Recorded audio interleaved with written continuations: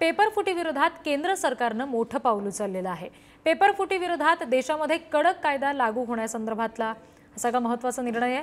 परीक्षांमधील गैरप्रकार रोखण्यासाठी हा कडक कायदा केला गेलाय आणि या प्रकरणामध्ये जर कोणी दोषी आढळलं तर 10 वर्ष शिक्षा आणि 1 कोटी दंडाची तरतूद करण्यात आली आहे। नीट परीक्षा घोटाळा झाला त्यानंतर सातत्याने आणखी एका परीक्षेत घोटाळा होत असल्यानंतर आता केंद्र सरकारकडून ही कडक भूमिका घेतली गेलेली आहे। नीट परीक्षा घोटाळ्यानंतर देशभरात गदारोळ माजल्याचं आपण बघितलं। विद्यार्थी पालकांनी आंदोलनं केली आणि अखेर केंद्र सरकारने याबाबत मोठं पाऊल उचललं।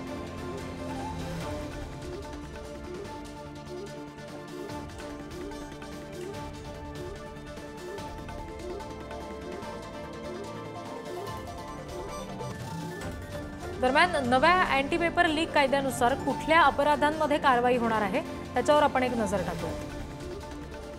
परीक्षेची प्रश्नपत्रिका किंवा उत्तरपत्रिका लीक करणं या अपराधामुळे कारवाई होऊ शकते। परवानगीशिवाय प्रश्नपत्रिका किंवा OMR शीट स्वतःकडे ठेवणं, परीक्षेवेळी उत्तरपत्रिका लिहिण्यासाठी दुसऱ्याची मदत घेणं, उत्तरपत्रिका किंवा OMR शीटमध्ये छेडछाड करणं, परीक्षेसंदर्भातील नियमांचं उल्लंघन करणं,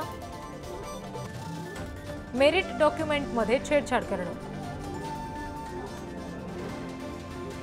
परीक्षेसाठीच्या ऑपरेटिंग सिस्टममध्ये छेडछाड करणं, परीक्षार्थींच्या आसन व्यवस्थेमध्ये बदल करणं,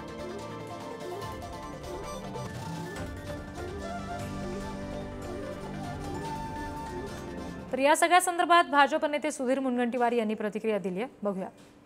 3 वर्षाची शिक्षा जर केली तर पुढे हा गुन्हा सहजपणे जमानत मिळणार नाही। या माध्यमातून एखाद्या ठिकाणी पेपर लीक होतं आणि पेपर लीक झाल्यानंतर मात्र त्याचे प्रतिसाद त्या राज्यात किंवा देशामध्ये उमटण्याची शक्यता असते।